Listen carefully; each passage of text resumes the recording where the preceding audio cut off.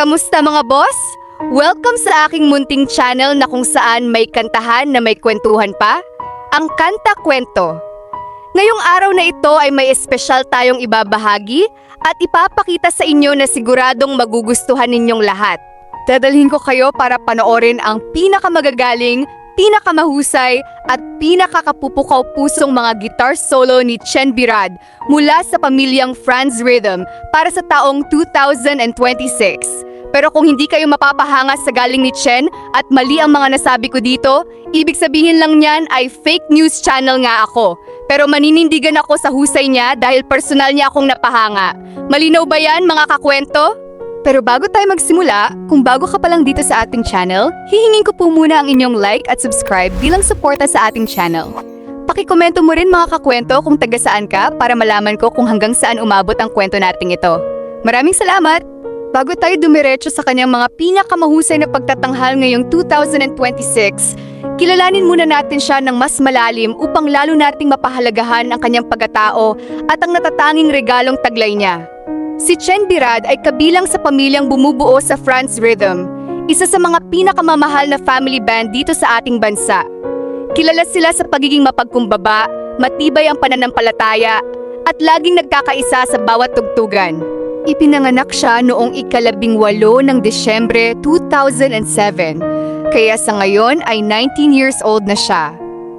Madalas ay hindi sila masyadong aktibo sa pagpo-post ngayon dahil mas inuuna at itinutuon muna ni Chen ang kanyang oras at atensyon sa kanyang pag-aaral. Pero huwag kayong magpapaloko.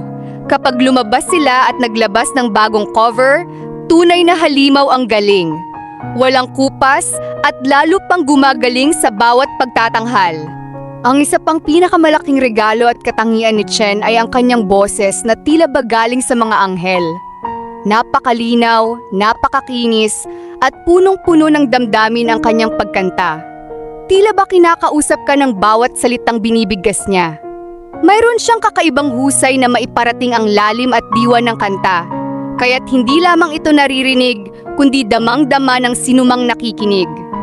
Tunay na bihira ang ganitong uri ng tinig.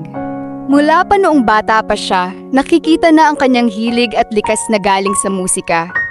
Kahit abala sa pag-aaral, sinisigurado pa rin niyang may oras para linangin ang kanyang boses at pagtugtog, at laging kasama ang pamilya sa bawat paglalakbay nila. Ang kanyang pag-awit at pagtugtog ay puno ng puso at damdamin na nagbibigay saya at inspirasyon sa lahat.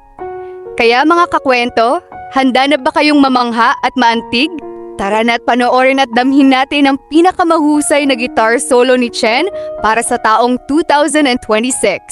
Pakinggan at tingnan natin dito kung paano niya banata ng mga lead part, bawat nota ay malinaw, puno ng damdamin at damang-dama mo ang bawat emosyon. Hindi ba talagang nakakamangha at nakakaantig ng puso? Tara na nga at panoorin natin hanggang dulo mga kakwento. Let's do this!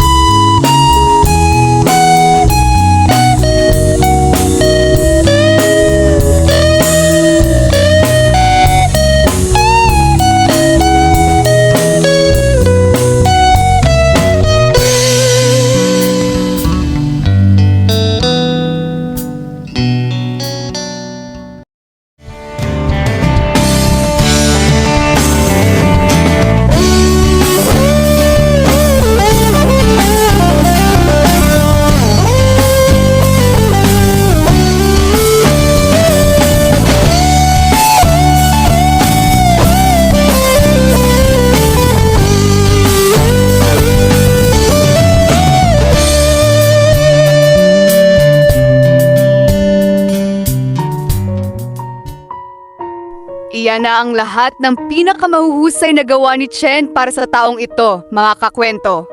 Kahit abala sa pag-aaral, ang galing at ang ganda ng kanyang boses at pagtugtog ay tunay na kahanga-hanga. Karangalan natin na mayroon tayong ganitong mahusay na musiko na galing sa ating bansa. Lubos kaming nagmamalaki para kay Chen at sa buong pamilya ng Franz Rhythm dahil sa pagbabahagi nila ng ganitong napakagandang talento at inspirasyon sa ating lahat. Paalala lamang po, ang video na ito ay ginawa lamang bilang pagpupugay at pagbabahagi ng galing ni Chen at ng pamilyang Franz Rhythm. Hindi ito ginawa para sa anumang layuning pagkakakitaan. Ang lahat ng karapatan sa orihinal na mga pagtatanghal ay pag-aari ng nararapat na may-ari at ng kanilang pamilya. Huwag ding kalimutang mag-iwan ng komento sa ibaba. Alin sa mga pagtatanghal ay pag-aari ng nararapat na may-ari at ng kanilang pamilya. Kung nagustuhan ninyo ang ating pinakita ngayon at kung bago ka pa lang dito sa ating channel, hihingin ko po muli ang inyong like at subscribe bilang suporta sa ating channel. Pakikomento mo rin mga kakwento kung taga saan ka para malaman ko kung hanggang saan umabot ang kwento nating ito. Maraming salamat! At sana mga kakwento ay mag-join kayo sa ating membership. Ito'y 25 pesos lamang upang ma-access nyo ang ating mga special emoji para sa comment section at mga early access sa ating mga content at marami pang iba.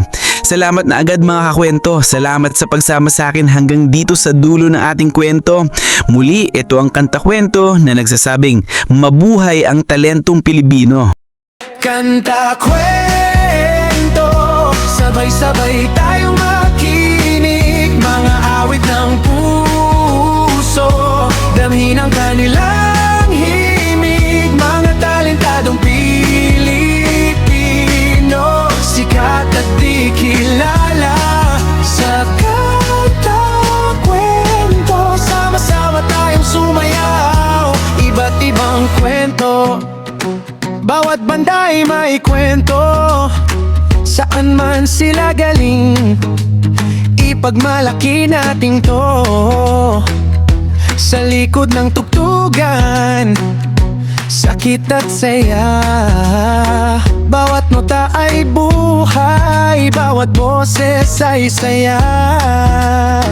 Minsan sila ang hype, minsan naman ay di, pero sa Kanta Kwento, lahat sila'y makikita.